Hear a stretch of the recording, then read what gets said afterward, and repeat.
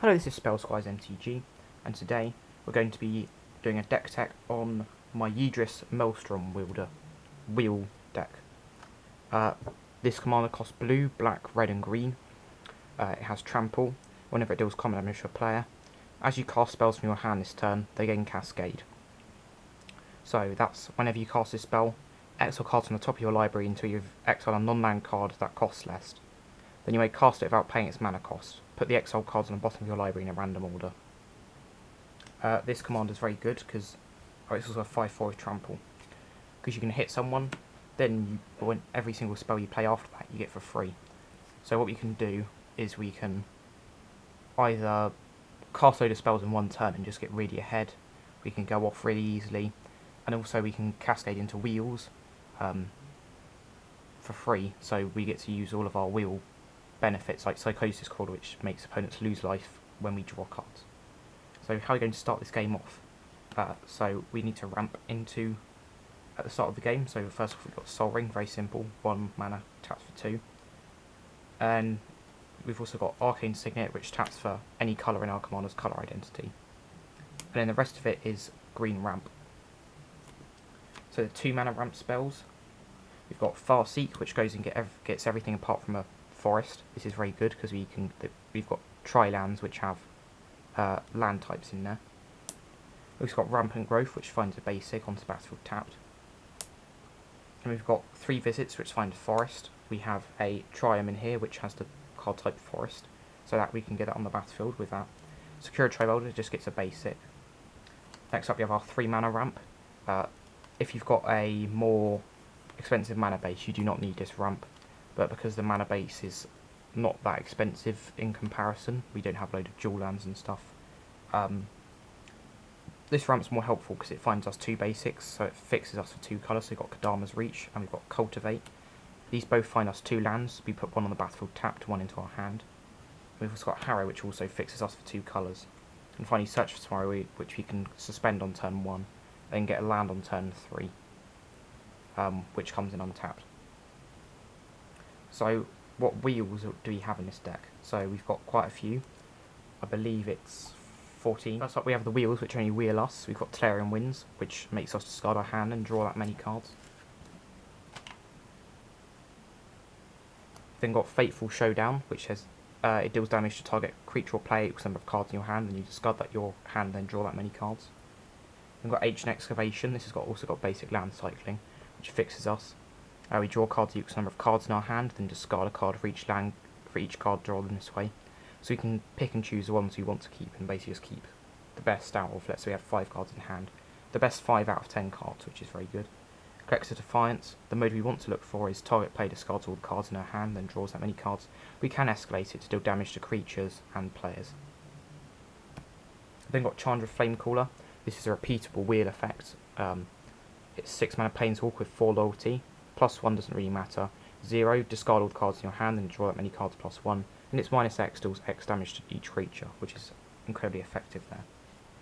Next we've got the wheels, which wheel everyone. So first up we have the wheels, which bring everyone up to 7 cards. Or makes them draw up to the highest. So the Wheel of Fortune type effects. We have Wheel of Fate, which we can suspend for 1 and a red, and it's got suspend 4. Each player discards her hand, then draw 7 cards. Or we can cascade into this from a 1-drop, so we'll automatically get this card or another card in this deck, which will cast it instantly. Or you can just keep it, play a wheel effect, wheel benefit on turn 5, and then on turn 6 that will go off. Mace of the Wheel, 2 in a red, 1 3/3, and you can pay 1 in a red, sacrifice it. Each player discards their hand and then draws 7 cards. Next you've got 2 cards which are very similar. These both shuffle each player's hand graveyard into their library, then draw 7 cards. We've got Game Plan and Memory. Then Commit also is a removal spell, so we can use that as well. And when we cast this, we'll cast it for 4 from our hand, which means we can cascade from anything 10 or less, which is incredibly effective. because we can cast Beacon of Tomorrows, which is an extra turn spell from it. Or we can get Treasure Cruise or something. Next up, we've got Whispering Madness. Each player discards his or her hand, then draws cards equal number of greatest number of cards discarded this way. And it's got Cipher. Windfall does the same, but without Cipher. Cipher says, when you cast this spell, you may exile it and code it onto a creature. And then when you do, when it deals combat damage to a player, its controller may cast a copy of an encoded card without paying its mana cost. So this is just a repeatable wheel over and over again. Then Windfall does the same, but it's cost 3 mana. We've got Jace's Archivist. You can pay a blue. Each player discards his or her hand. It's basically Windfall on a stick. Because you can keep on doing that over and over again. Whirlpool Warrior. When it enters, each player shuffles... No, you shuffle the cards from your hand into your library and draw that many cards, and then red, everyone does it. So you keep the same amount of cards there, but you get to just recycle your hand. The same with Incendiary Command, we can make each player discard their hand and draw that many cards. However, you can also destroy non-basic lands, deal damage to players, and do a mini board wipe as well. Next up, we have our card draw spells. So we have lots of single target card draw spells in here. So we have Fact or Fiction. Reveal the top 5 cards of your library. The opponent separates those cards into 2 piles. Put 1 pile into your hand and the rest into your graveyard. It just fills us up there. Secrets of the Golden City does the same. Draw 2 cards, and if you have the City's Blessing, draw 3 cards instead. We're often going to have 10 or more permanents, so this will draw us 3 cards most of the time for 3 mana. We've got Ancestral Vision. So spend 4 and do it for blue. Target player draws 3 cards. Like with the Wheel of Fate, we can cascade into this if we cast a 1-drop. So if you have a 1-drop, you get to basically just pick what you cascade into, because it's the only card in there which has that mana cost. Next up we have Treasure Cruise, 7 mana and a blue. It's got Delve, and it just says draw 3 cards. This card we can pay for a blue, exile 7 cards from our graveyard. We can cascade from 8 or less. Next up we have our card draw engines. We've got Kess Dissident Mage. It's a 4 mana 3/4 human wizard. It's got flying, and during each of your turns you may cast an instant or sorcery card from your graveyard. And if a card cast this way be put into a graveyard exile instead, you don't cascade off this when you cast spells from your graveyard.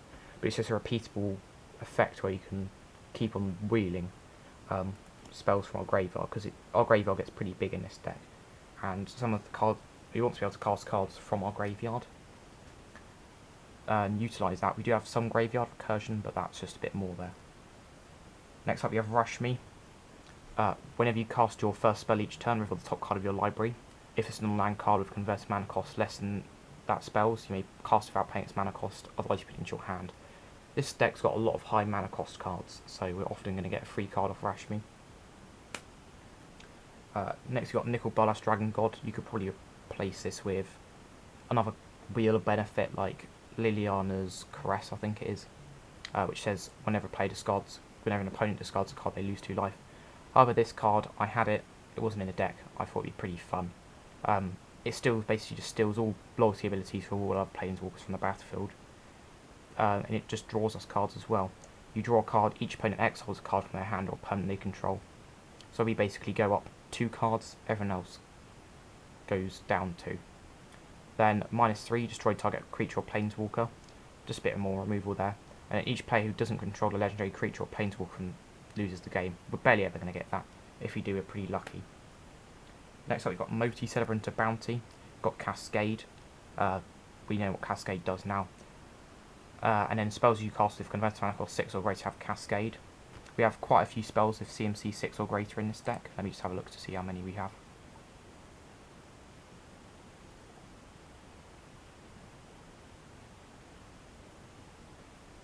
We've got 11 spells with converted mana cost 6 or greater. So we've got a pretty high chance of cascading off this. Then we have Notion Thief. Flash. If an opponent would draw a card, except one they draw on each of their draw steps, and so that player skips that draw and you draw a card. This basically says we wheel, everyone loses their hand, we then get 28 cards. It's a bit mean, but with something like a Psychosis Crawler, we can make everyone lose 28, and it's pretty funny. Next up we have our benefits from wheeling. So we've got Locust God. We only really care about the whenever you draw a card, create 1/1 blue insect token with flying and haste.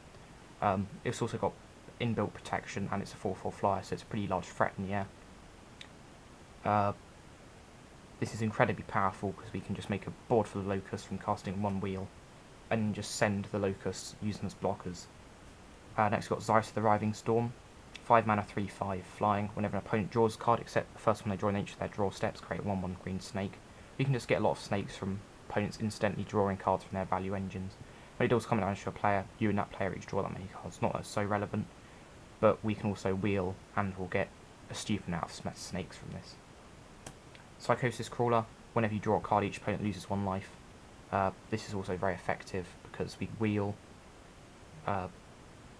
They lose 7. And then we've just got a fresh new hand to use. Niv-Mizzet the Fire Mind. Whenever you draw a card, it deals 1 damage to any target. It's the same with Niv-Mizzet Perun, but this trig makes you draw cards from casting instant or sorceries. It's very difficult to cast, but you can have a cascade into it. And if you can get it to resolve, you'll often win, because you can just ping small creatures to death, ping your opponents to death just by casting wheels. On next list, the Hate Twisted. Whenever an opponent draws a card, it deals 1 damage to them, and you can -2 it. Destroy target creature its controller draws 2 cards. So you can point it to one of our locusts, get a bit of card draw, or we can point to our opponent's creatures, make them take damage, and when we will, they just take a lot of damage as well. Then this card is worse than Notion Thief. Each opponent can't draw more than 1 card each turn, but it's still pretty funny to make everyone lose their hands. It's not funny, it's mean. I don't like having it done to me, but if you want to do that, you can do it. Next, we've got Flood of Recollection. Return target instant or sorcery card from your graveyard to your hand, exile it, we can get back wheels. Eternal Witness, get back any card, get back wheels. Niv-Mizzet Peruns if we've wheeled them away. We're just going to have a generally full graveyard in this deck, so this card is very good. Spell Twine. Exile target instant or sorcery card from your graveyard, and target instant or sorcery from your opponent's graveyard, copy those cards, then cast copies out, paying their mana costs. Often we're going to have something like an extra turn spell on our graveyard because you've discarded it with a wheel spell, and often our opponent's going to have something mediocre like a draw spell, but then it can also have something else. This card's got a really high ceiling on it, which is very nice. And paying 6 mana to draw 3 or so cards is not bad. Next up we have what I call the fun section. So first up we have Karn Temporal Sundering. This is 6 mana. Legendary sorcery, meaning we need to have a legendary creature or planeswalker on a battlefield to cast it. And then target player takes an extra turn after this one, then return up to 1 target non-land permanent to its owner's hand, and then you exile it. This is a removal spell. I don't really cast its removal, it's just an extra turn spell. Very powerful. Same with Beacon of Tomorrows, this shuffles in, so you could cascade into it again, I suppose. It's just another extra turn spell. Very powerful because you get to untap, draw again, and then have your turn all over again. Next up we have Brass's Bounty. This makes treasures for each land you control. This one we can just pay 7, make 8 treasures. We can cascade into something, and with those 8 treasures we can cast more stuff. So that's why that card's so powerful. Next up we've got Anger. This is more in the protection category. It's got haste, and as long as you control a mountain and it's in your graveyard, creature you control have haste. So with this you can play Yidris and attack them immediately. You're also going to be able to discard them a lot because we've got a lot of ways to discard spells with wheels. Next up we've got Aqueous Form, unblockable, and when it attacks you scry 1, makes Yidris unblockable, we can get into for damage easily, and allow us to trigger the cascade. Next we've got Mystic Confluence. This is a counter spell which you can cascade into, and it will have an effect, rather than just countering nothing and you not casting it at all. So this one you can choose 3 modes. 5 mana, counter target spell its controller pays 3, bounce creature it's in its hand or draw a card, and you can choose the same mode more than once. We can use that to protect our commander, or if we cascade into it we can just draw some cards or remove some creatures. Next we've got Lightning Greaves. Quick creature has haste and shroud. This protects it and allows us to attack immediately with Yidris. Again, like anger, very good. Next we've got Chaos Warp. The owner of target permanent shuffles it into their library, then reveals the top colour library and puts it on the battlefield. If it's a permanent card, this is just removal, instant speed, any permanent. Terminate, destroy target creature, it can't be regenerated, instant speed, 2 mana. You can't go wrong, really. Then Ethergale, turn 6 target non-land permanents to owner's hands. We can get rid of basically all of one person's board, or just pick and choose the best cards somebody has, all our opponents have. We'll leave the best removal spell till last. Reality Shift, exile target creature, its controller manifests the top card of their library. 2 instant speed exiles, good there. Beast Fin, destroy target permanent, instant speed, and they make a beast. Finally, the best removal spell in the deck, Brawl's Expertise. 5 mana, return up to 3 target artifacts or any creatures to owner's hands. Then you may cast a card with converted mana cost 4 or less from your hand without paying its mana cost. So you get to cascade off this and the card you cast for free. So it's effectively saying, pay 5 mana, bounce 3 things, and then get 3 spells for free, which is very powerful. Next you've got Star of Extinction, 20 damage to each creature and each planeswalker, and destroys target land, just a board wipe there. Devastation Tide, 5 mana, return all non-land permanents to its owner's hands, and it's got Miracle for 2. We can cast this for Miracle if we want to, or you can just cast it normally. Whelming Wave, return all creatures to their owner's hands except Krakens, Leviathans, Octopuses and Serpents, 4 mana, bounce all creatures is pretty good. Then Languish, -4/-4 to every single creature. Again, it wipes smaller stuff away. Right, finally we've got cards to manipulate at the top of our library. We've got Frantic Search, draw 2 discs to card 2, untap 3 lands. We've got bounce lands in this deck, meaning we can get 4 mana back, or even 5 mana if you're lucky. And just get a load of... just sift through your deck for free, basically, this card. Brainstorm, draw 3, put 2 on top. We can place cards second down or first down, depending on what you've got in your hand to cascade into, so you can choose what you want to cascade into. And it's the same with Scheming Symmetry. We get to search the library for 1 card. If you've got a 6 drop in hand, search the library for the best 5 drop, which works. Just remember the card you're searching for will enter rather than the one you cascaded from, if that makes sense. So next we've got our mana base. We've got Evolving Wilds and Terramorphic Expanse. These just get any basic on the battlefield tapped. Ash Barrens, we can basic land cycle it, and you can tap it for a colourless. Command Tower taps for all of our colours, very good there. Exotic Orchard taps for 1 mana that land an opponent controls could produce. So often we're going to have at least 2 or 4 of our colours there. Frontier Bivouac taps for green, blue or red. Zargoth Triome, this is a forest dimension you could search for earlier with Farseek and 3 visits. And it cycles for 3 and taps for green, black or blue.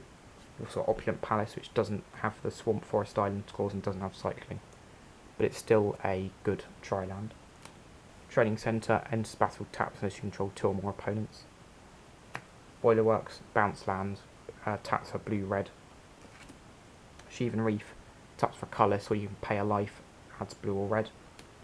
Then we've got a selection of temples in a minute. Shadowblood Bridge, pay 1, filters into black or red. Smouldering Marsh, we can search for this with Farseek, and it enters battlefield, it enters taps unless you control 2 or more basic lands.